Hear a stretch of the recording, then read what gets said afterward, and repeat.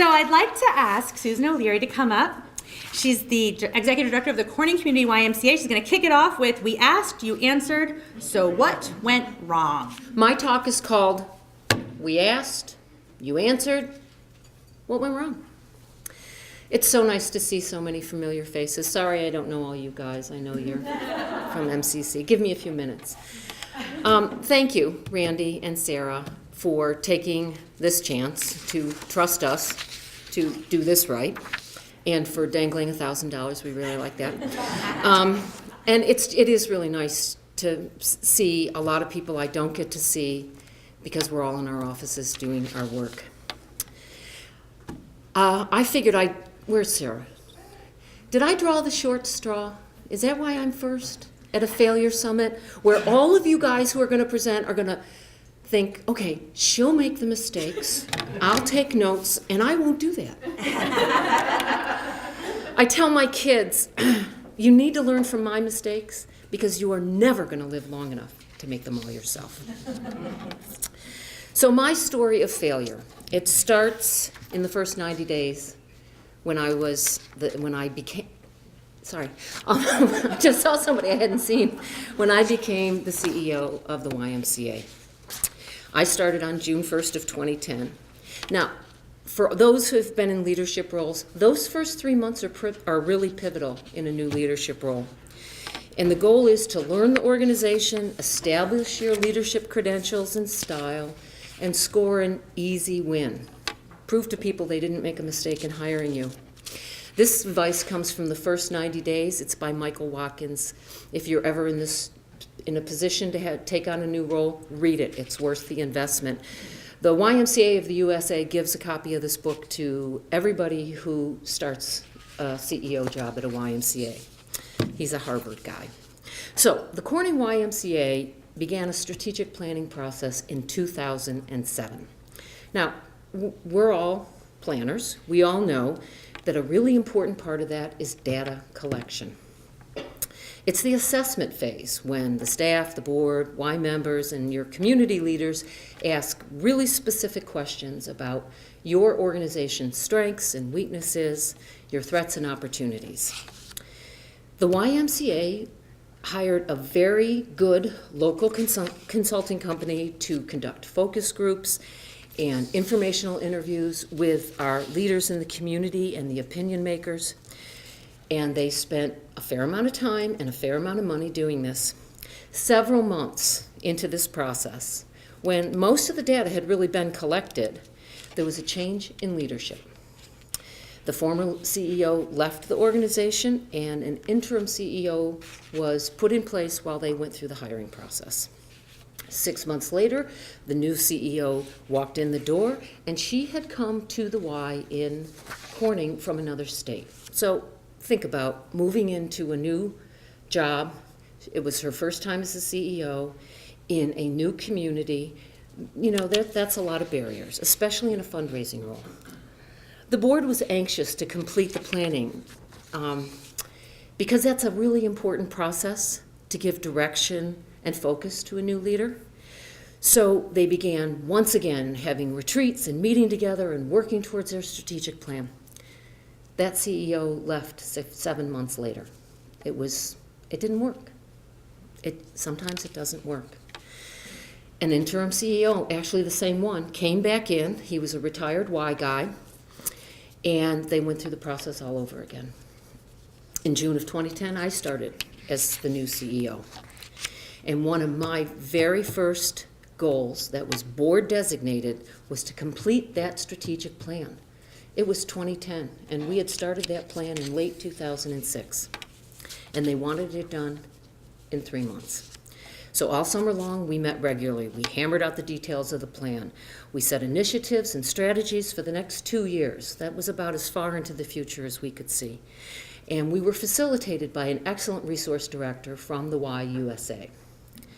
In September of 2010, the Strategic Planning Committee presented this beautiful, very well constructed, pretty to look at, with all the new YMCA branding to the board for their approval, and they unanimously passed it.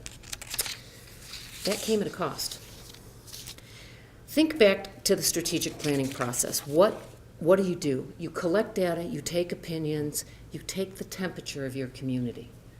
When you take the temperature of a community in 2006 and you go to use that data in 2010, data ages.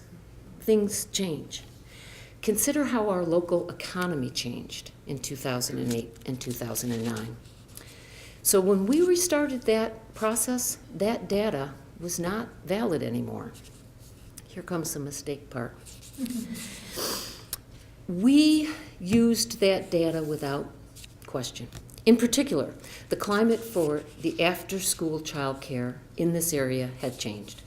According to our now 4-year-old data, those surveyed believe that the Y should start a much-needed after-school program at the facility. The members interviewed in the prior years felt that after-school care at the Y would be an asset for working parents, so they could get in their workout and their kids would be right there, safe and sound to go home to dinner. Perfect plan. These members' wishes became the focal point of the data collection, and the need for after-school care became a key component of the strategic plan.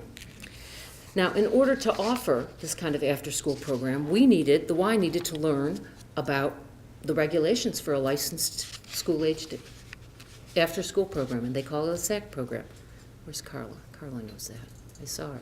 There you are. Hi. We learned that the director must be licensed and that space was a major issue to consider. You get 32 square feet per kid. Some people in this room know that. So we could only accommodate a certain number of kids. There's a limit to how many children could be accommodated at the Y and still meet the Steuben County Child Care regulations for a SAC program. We forged ahead in getting our now newly hired, this was a new person, our youth and family director licensed in record time so that we could roll out this program as soon as possible. And the plan called to roll out the pilot program in January of 2011. Okay, so that wasn't such a good idea either. The new youth and family director and I talked to several other after-school programs in the community, and we quickly learned that the need was not quite as pronounced as we had perceived it to be. And in fact, the people that we talked to said, "Why are you doing this? You know, there is not an urgent need for after-school care, and there are multiple options for our working parents." They also expressed concern for us starting a program in the middle of the year, because all of you who are working parents, you know, you've got those, that's all said and done by August, or September 1st is a bad day in your household. Thus began our efforts to create a redundant program that was too small to produce the revenue we needed to cover the expenses of both the programming and training our employees. As we talked to more community resources with years of after-school experience, we learned we really needed to scale this back because there wasn't the need, and we offered it to just our members, our YMCA members.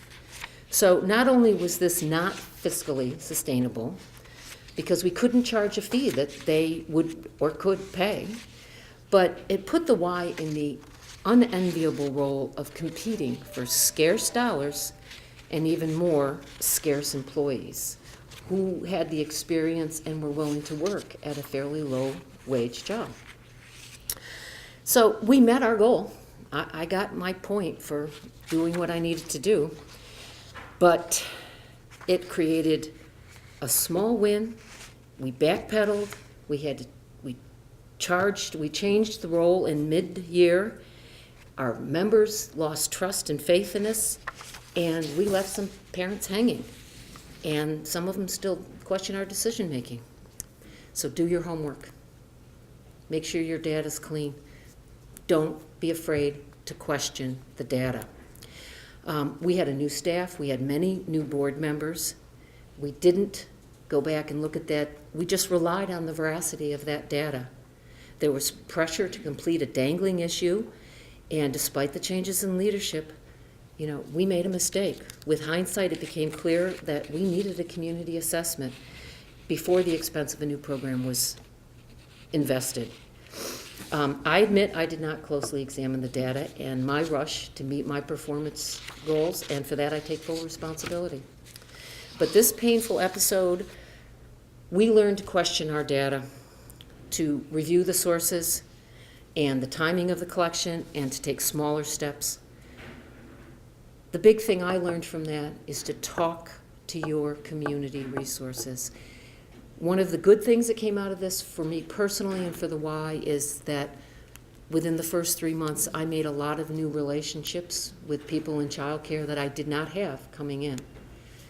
So, had we have taken more time in questioning our direction and the data used to support that direction, as well as conferring with our community allies earlier, we could have avoided an expensive mistake that used critical resources for an ultimately unsuccessful program.